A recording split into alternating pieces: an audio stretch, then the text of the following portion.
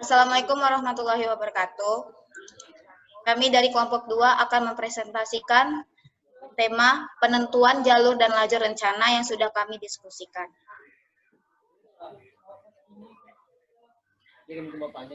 Dengan anggota kelompok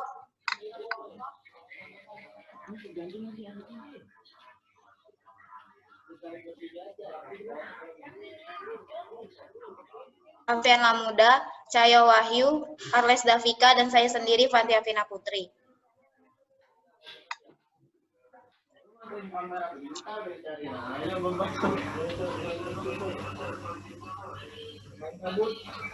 Diskusi yang akan dibahas adalah yang pertama definisi dan jenis.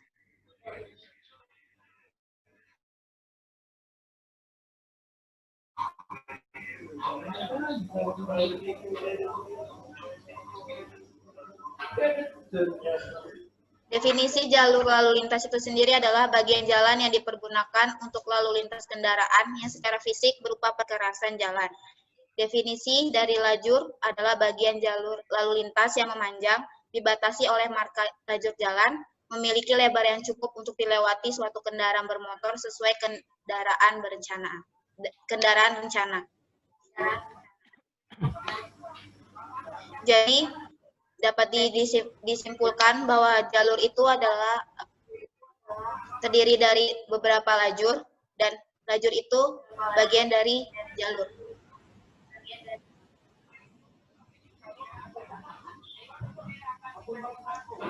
Batas jalur lalu lintas. Yang pertama ada median, yaitu sebagai pembatas jalan antara dua arah yang terletak di tengah jalan. Yang kedua ada trotoar, sebagai fasilitas bagi pejalan kaki dan sepeda yang terletak di sisi jalan. Yang ketiga ada separator, sebagai pemisah jalan antara dua arah atau penghalang simpang yang terletak di tengah jalan. Yang keempat ada pulau jalan, yaitu sebagai pembatas jalan yang biasanya diletakkan tumbuhan atau aksesoris sebagai tanda.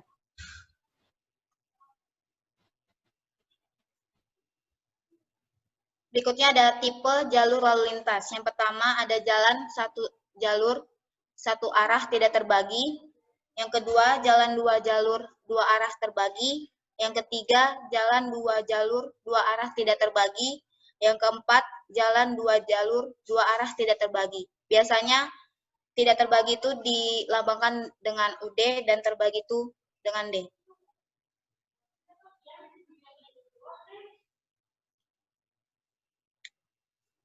Ini adalah tabel penentuan lebar jalur dan bahu jalan, di mana lebar jalur sangat ditentukan oleh jumlah dan lebar jalur peruntukannya. Yang kedua, lebar jalur minimum adalah 4,5 meter, memungkinkan dua kendaraan kecil saling berpapasan.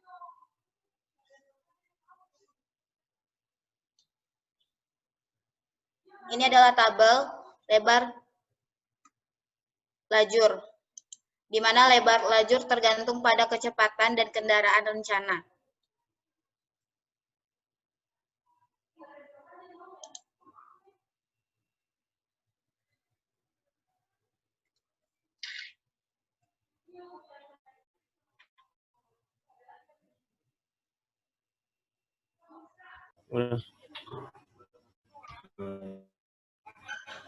Yang selanjutnya adalah kriteria, manfaat, kelebihan, dan kekurangan.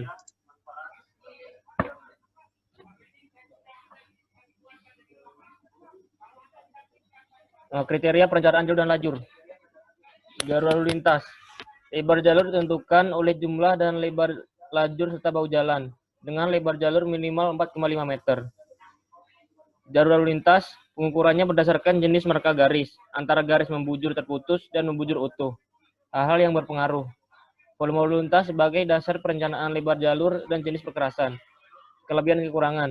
Dengan adanya penerapan jalur dan lajur, jalan tentunya akan memberikan beberapa manfaat, namun juga tidak lepas dari kekurangan. Untuk kriteria perencanaan jalur dan lajur sendiri, lebar minimum 4,5 meter, bertujuan untuk keadaan dua mobil berpapasan. Dalam dasar perencanaan, dipakai VJP atau volume jalan perencanaan, dan LHR atau lalu lintas harian rata-rata.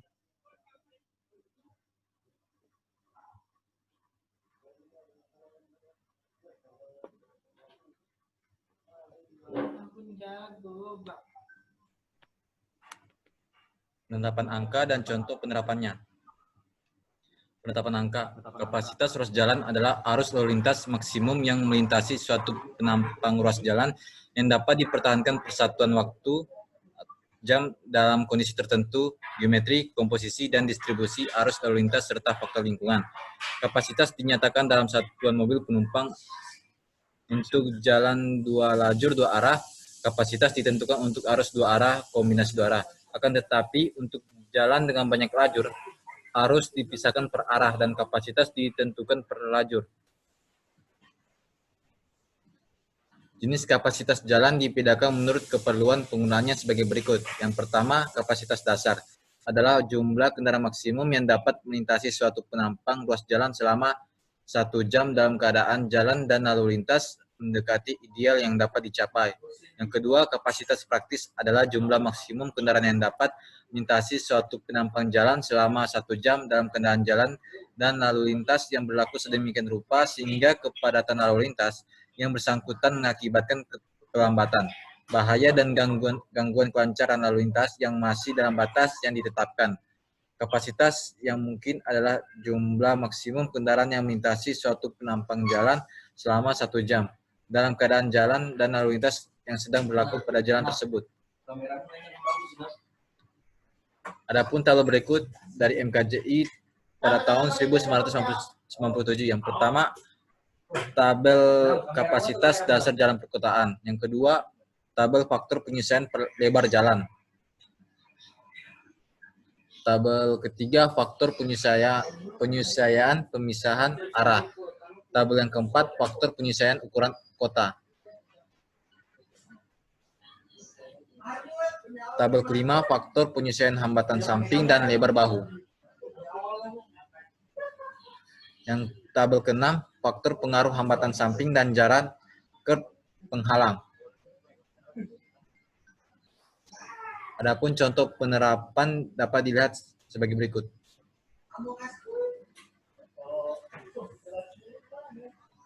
Bahan diskusi berikutnya yang akan dibahas yaitu analisis penerapan jalur dan lajur rencana.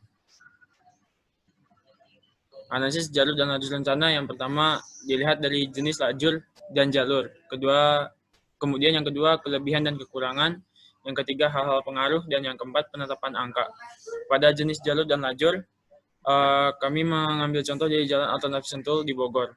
Di sana memiliki tipe jalan 8/2 terbagi atau 8/2D dengan pembatas median dan fasilitas trotoar di sisi jalan.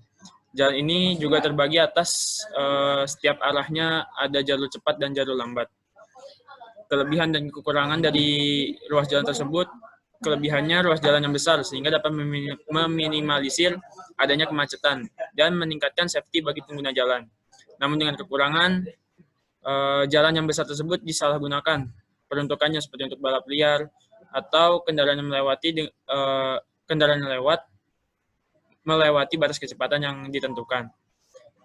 Hal-hal yang berpengaruh di situ yaitu dengan mengadopsi jalan 8/2D karena besarnya faktor kepadatan lalin yang menuju dari atau ke ruas tol arah Jakarta dan Bogor serta jenis kendaraan yang melewatinya. Penetapan angka pada ruas jalan alternatif Sentul telah mengikuti MKJI 1997 dengan acuan jalan perkotaan serta perhitungan ukuran kota serta jenis kendaraan yang melewati. Berikut merupakan penampakan jalan alternatif Sentul dari Maps dengan panjang kurang lebih 2,5 km yang letaknya di antara Jalan Raya Bogor dan Tol Jagorawi. Dengan jenis jalur, lajur, dan pembatas yaitu memiliki jalan 8/2D yang terbagi dengan jalur cepat dan jalur lambat. Jalan ini baru aktif dengan 8/2D pada tahun 2010 dengan sebelumnya yaitu jalan kecil dengan jenis 2/2 undefinite.